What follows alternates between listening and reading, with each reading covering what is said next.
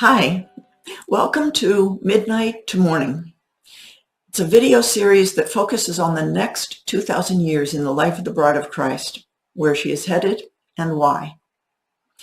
In this video, I want to look at the individual pieces that make up the seven thunders that were sealed for the past 2,000 years in the little scroll in the vision of Revelation 10, but they've been unsealed for us at midnight.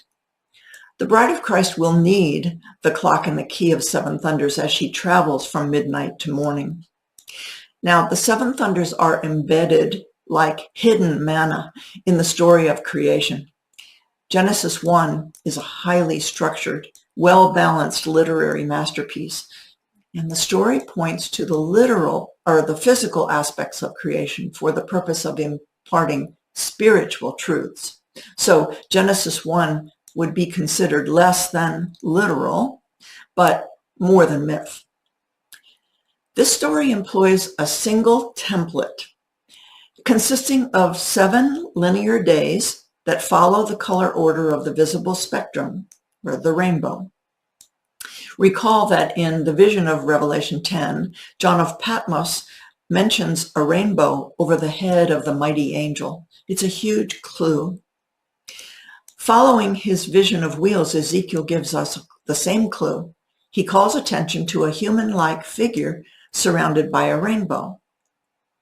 This would be the Logos at the beginning, who was in the beginning with God. The reason why Ezekiel would have seen the human figure surrounded by a rainbow is because the 7 linear days also feature a wheel within each one of the days. The left side of the wheel features 7 divisions that make up the life support system, and the right side of the wheel features 7 divisions that make up life on earth, or followed by a caretaking plan for creation.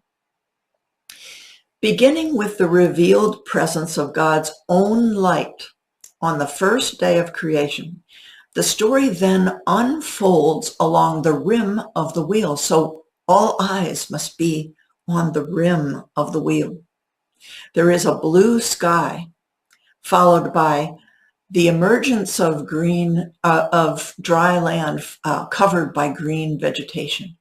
And then we have the yellow light of the sun, followed by the moon and the stars.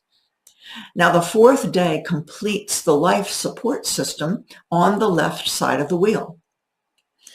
Then the 5th day introduces red lifeblood flowing into the creation within the living creatures of sea and air. And a blessing is bestowed at the end of the 5th day as the complementary relationships of the 1st and 2nd thunders are completed.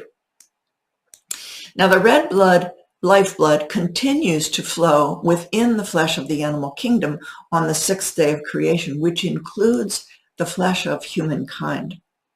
Now, it is here on the 6th day that the creation of Adam in Genesis 2 merges with the creation of the animal kingdom in Genesis 1.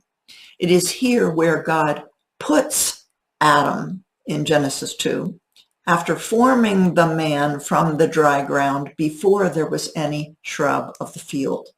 It is here where in Genesis 2, Adam names the animals, finds no suitable mate, falls into a deep sleep, and awakens to discover his mate. In Genesis 1, it is here that the physical aspects of creation are completed with the sound of the 3rd thunder. However, the priestly story of creation moves well beyond the physical realm of flesh into the spiritual realm of God's creation. Elohim, the creator of heaven and earth, unites with God's spirit, Ruach, to create their combined spiritual image and likeness, male and female, within the human eye, mind, and heart. Notice that Genesis 1:26 does not say, "Let us make man." It says, "Let us make man in the image and likeness of us." The image and likeness of God embodies and reflects God's light and spirit. This is the spiritual clothing given to humankind, which is unrelated to physical body parts or gender identities. Now, the gift of governance or dominion and the gift of spiritual freedom or autonomy follow the gift of spiritual clothing. A second blessing then completes the fourth, fifth, sixth, and seventh thunders with the words, "Go forth, be fruitful, multiply."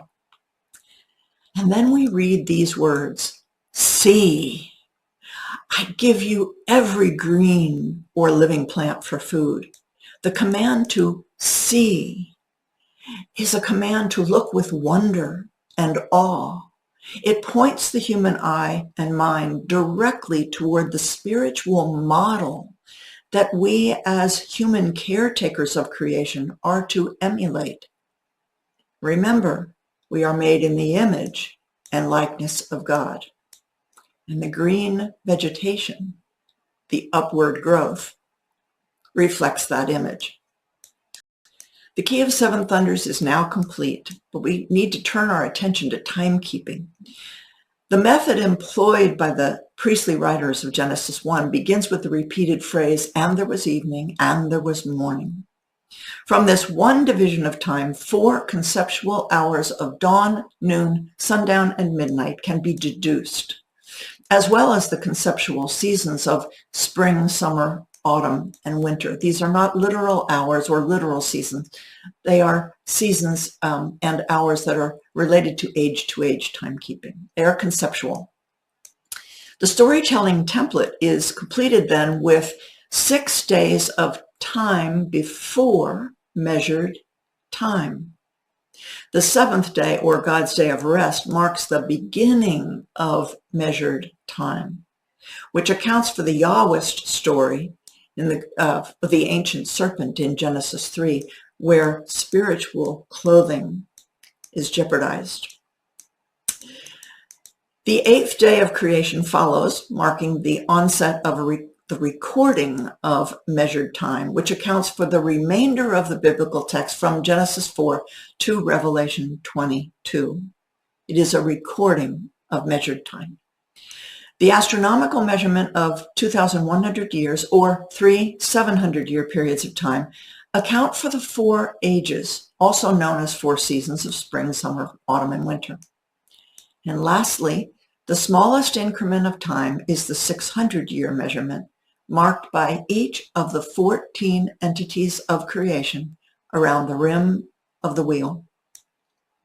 This clock and key of light, color, imagery, and timekeeping will illuminate everything that the bride of Christ needs to know as she travels from midnight to morning on the 8th day of creation.